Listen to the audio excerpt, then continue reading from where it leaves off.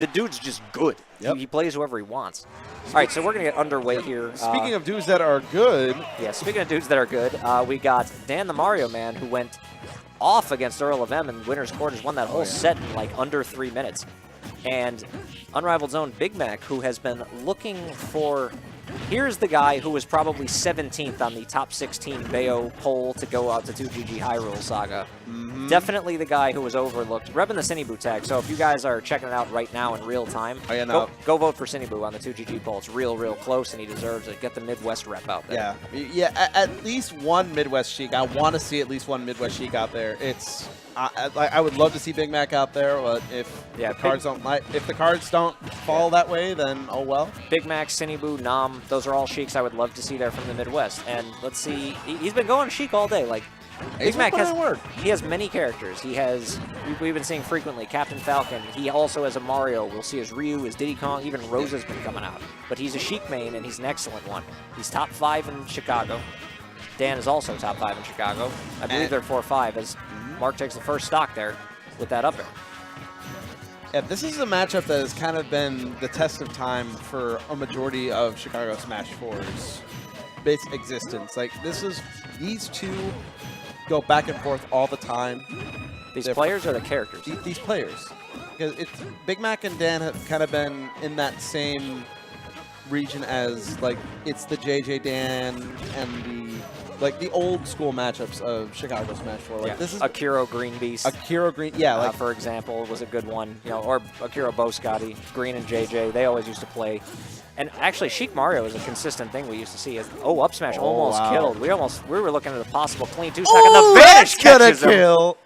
Oh yeah, I'll pop off from our UR boy. Oh, Big Mac only took 50% that game. That was nuts. That was insanely clean. Doing it for Cinebu. He out here. But yeah, we've had this match, Sheik Mario. Like, Dan has been around long enough to, he played against Akira. He played against Ned and Tyroy when they were both playing Sheik.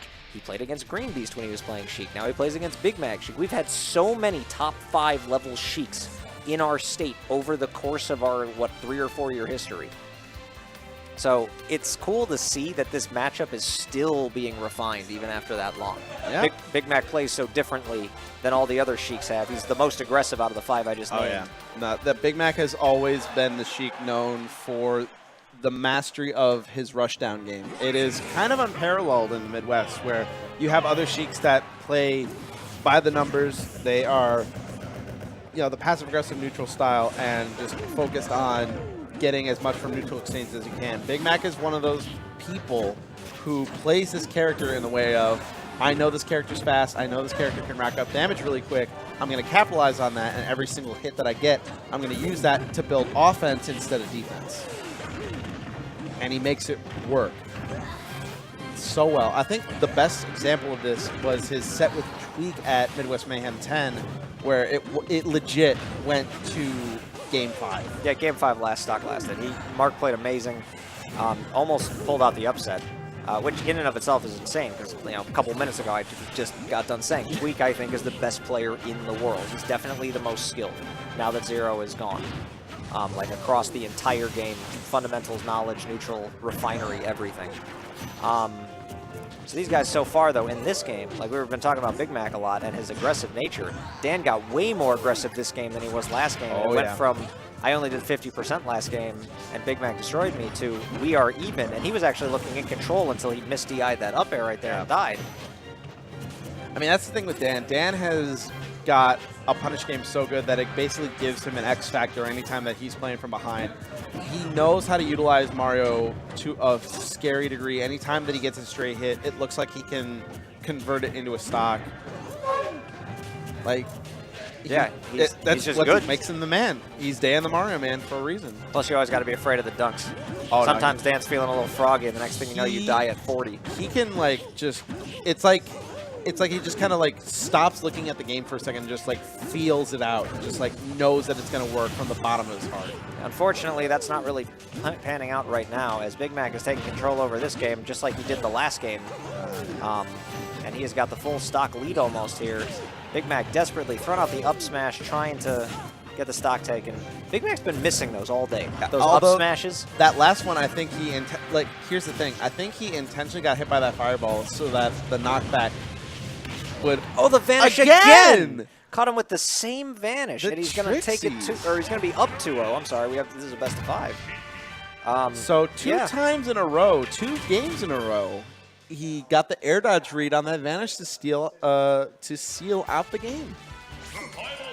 Good stuff on Big. Oh, he's busting out the Doc. Yeah, he's been playing Doc lately. He said he didn't want to be on stream because he wasn't sure about it. Are we going to see a narrow moment where he busts out Dr. Mario for the first time against Esam and he just flat out wins? Okay, so the difference there is like Dan has played Dr. Mario in tournaments before. I think he won a raid going mostly Dr. Mario. So like he knows the character and it's it's a Mario character and it's Dan, so it's not all that different. Yeah. You're talking Nairo, like this is a Zero Suit Samus main who had never played Doc in a competitive tournament that I am aware of. I believe it was only for Glory. Oh no. Oh, boy. No. Well, that's the well, if you want to know the struggle of Mario versus Dr. Mario, there's your answer. All it really takes is a good edge guard, and Doc just does not have the vertical recovery to hang with it. Yeah, I don't think Dan was mentally prepared for the switch. Being down 2-0, I think he was just like, you know what, why not? Gets 0 to death to start the game. Gets needle camped. Or not needle camped, but needled off stage. Yeah. Losing his stock. Now he's up to 70%. No spike on that forward air. That's mainly just going to be used as probably back throw. That almost killed. Just barely. I'm pretty sure if that was Smash Roll, probably would have killed. Maybe. It depends how far out the platform was. I think he hesitated. The platform started coming in just a little bit. And for all we know, that was the difference. Dr. Mario's got a decent back throw, and that down B going to take it. That's going to be it, yeah. Big Mac just not having any of it. I believe that was 3 straight 2 stocks. Yep. He might have taken a stock on Lilat, but Big Mac just was like, no, not having this right now. As he fire blazes his way into winners finals. That was brutal. Convincing. That was basically just a very convincing trouncing. I have not seen Big Mac play that well versus Dan in a very long time.